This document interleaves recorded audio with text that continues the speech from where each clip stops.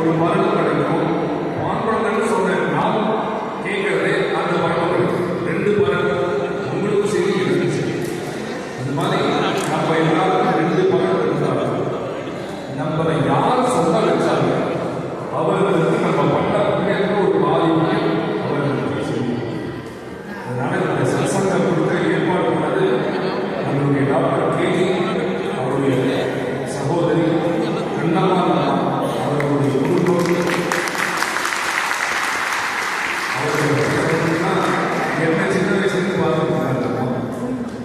அந்த அளவுக்கு வாழ்க்கை அவர்களுக்கு அப்பாவோட நிறைய கிட்டத்தட்ட ஒரு 7-8 வருஷமா நம்மளுக்கு ரொம்ப பரிச்சயமான ஒரு குடும்பம்.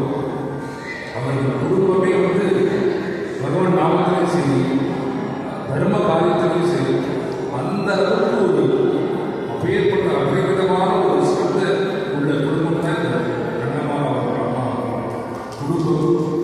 அவர்கள் நினைச்சது பண்ணக்கூடிய ஒரு ஒரு ஒரு அருமையான புத்திரன் தான் சரவண பிரபு. அவருடைய பேருக்கு ஏற்றாமலே பிரபுவாகவே இருக்க மேலும் மேல ஒரு சக்கர பாக்கியமும் கிடைக்கணும்னு நினைக்கிறேன்.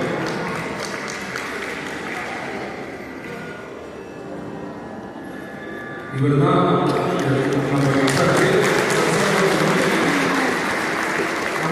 பாக்கியம் கிடைச்சதுக்கு மூலதனத்தான் இவர்.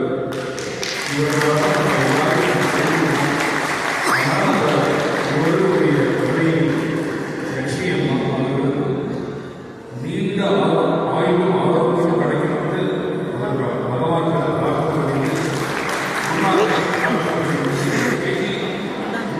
ஐயாரோட பெரிய பொண்ணு லட்சுமி மாப்பிள்ளை இந்த இடத்துக்கும் மேலும் மேலும் சகல விதமான சௌக்கியமும் கிடைக்கணும்னு.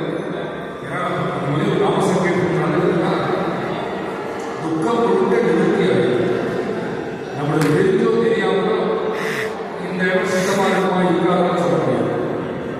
அதற்கு பகவானை கீழே சொல்றது உன்னால எல்லா நாளையும் ஹோமங்கள் பண்ணி அந்த இடத்துல மந்திரம் ஏற்படலை, யாகங்கள் பண்ணி ஏற்படலைன்னா ஒன்னே ஒரு மாத்திரம் பண்ணு. அந்த இடத்துல போய் உட்கார்ந்து நாமசங்கீர்த்தத்துக்கு பண்ணிட்டேன்னா அந்த இடமே சுத்தமாக இருக்கும். சின்ன சின்ன பாவம் வரதுக்கு ஏதுவாக இருந்தால் எல்லாத்தையும் இந்த நாமசங்கீர்த்தனமே நிவர்த்தி பெறுகிறது கீதையிலே பகவான் சொல்றார்.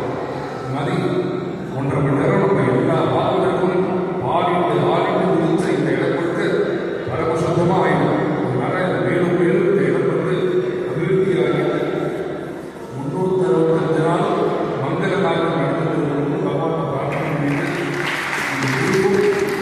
ரொம்ப சௌக்கியமாக இருக்கு. பகவான் பிரார்த்தனை பண்ணணும். அது மாதிரி இந்த நாமசங்கீர்த்தனத்துக்கு அடித்த உடனே துரை சாமி